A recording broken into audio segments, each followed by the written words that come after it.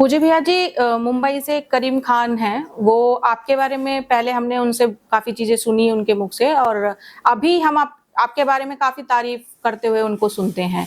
तो उसके पीछे क्या चीज़ें हैं जो ऐसा वो बोलते हैं?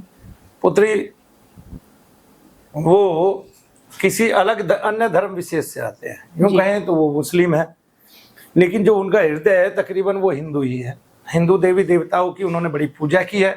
कुछ हमारे कहने से की है, कुछ उनकी रुचि पहले से ही थी।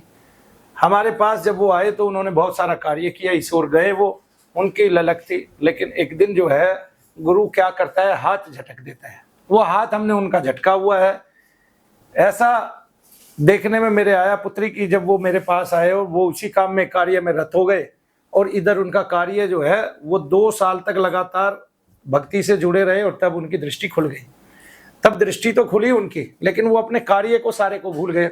और 2 साल में उनकी ऐसी स्थिति आ गई कि उनके पास संपत्ति तो थी, लेकिन वो स्थिर रूप में थी। जैसे उनके पास फ्लैट थे, ये था वो था, और उन्होंने कुछ भी कमाना बंद कर दिया। अब घर में बच्चे हैं, पत्नी है, तो खर्चा भी चाहिए पुत्री।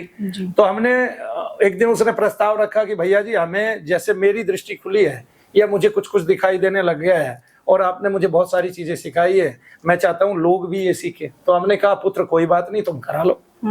उन्होंने कराना शुरू किया तो उसमें पहले उन्होंने क्या किया कि जो 14 लाख रुपए उनसे जुड़े 1-2 महीने में, वो उन्होंने हमारे खाते में भेज दिए पुत्री। अब क्या था कि अब उसका पूरा ध्यान केवल हम में था, विशिष्टता में था, केवल शनि धाम में था। उसके दिमाग में केवल वही चलता था, उसके दिमाग में केवल मनु भैया चलते थे, उसके अलावा वो हट नहीं पा रहा था।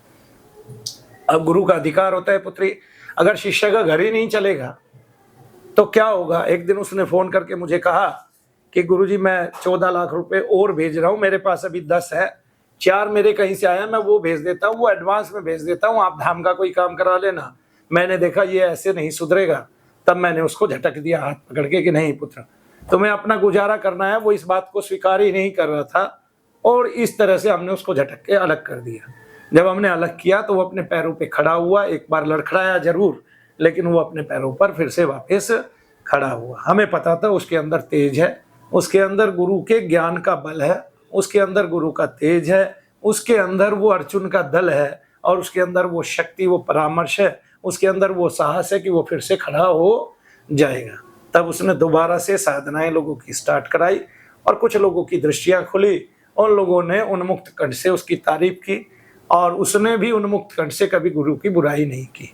उसको पता था कि जो मेरे गुरु हैं वो किसी से भी कुछ चाहते नहीं हैं, और वो आदर भाव से रहते हैं, अपने में रहते हैं, और वो जब चाहे जिसको निकाल देते हैं, झटक देते हैं। लेकिन उसको ये पता था कि वो झटकते क्यों हैं, और वो खुद इस बात को उस टाइम समझने में नाकाफी थे। क्यों? क्योंकि मैं उनकी दशा जानता था। गुरु से तो पुत्री कोई भेद नहीं छिपता है। तब वो अगर उन पैसों को भी मुझे भेज देता तो उस टाइम हो सकता है गुजारा ना चलता। हालांकि उस टाइम भी उन्होंने बहुत बड़ा यज्ञ किया, हवन किया, हो सकता है उसमें भी सारे पैसे खो दिए हों, क्योंकि नटखट ही होता है, वो पीछे का आदर समझता नहीं है। लेकिन फिर भी उसके खड़ा होने में इस बात का, इस वर्चस्व का और शनि धाम का बड़ा हाथ है कि वो दोबारा उठ खड़ा हुआ, साहसी था, और मुझे पता था कि वो उठेगा, मुझे पता था वो जागृत होगा, मुझे पता था उसकी नींद खुलेगी, मुझे पता था कि वह सज्जन, वह भद्रजन एक दिन उठकर लोक कल्याण भी करेगा और लोगों के बीच में भी रहेगा, और अदम्य साहस से अपनी गुरु की कृपा भी बताएगा, और अपने बच्चों का गुजारा भी करेगा, और उनके लिए 2 पैसे कमाएगा भी, क्योंकि पुत्री घर का गुजारा करने के लिए तो सब कुछ चाहिए।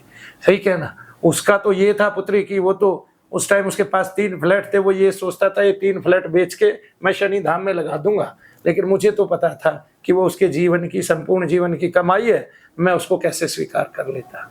तो आज वो कई बार उससे लोग क्वेश्चन पूछते हैं तो मैं देखता हूं कि वो सरलता से जवाब नहीं दे पाता। उसके मन का जो टीस है वो भर जाती है, उसका मन भर उठता है जब वो मनु भैया के बारे में सोचता है, जैसे आज हमारा भी भरा। लेकिन हम जानते हैं कि उसके पीछे का कारण क्या है, क्योंकि वो सर्वस्व सौंप देने वाला बालक है। वो ऐसा बालक ही नहीं था कि सर्वस्व ना सौंपे, लेकिन हमें उसका सर्वस्व नहीं चाहिए था। उसने जो हमें मन दिया, जो हमें अपना विवेक दिया, जिस पर हमने राज किया, और उस विवेक को हमने जो है ग्रहण किया और उसको आगे बढ़ाया और उसको सन्मार्ग पर लगाया, वो विवेक उसको जरूरी चाहिए था। अब वो बड़ा हुआ, बढ़ेगा, आगे फलेगा, फूलेगा, हमारी तो बस ईश्वर से यही दुआ है, शनिदेव महाराज से यही दुआ है। जय शनिदेव।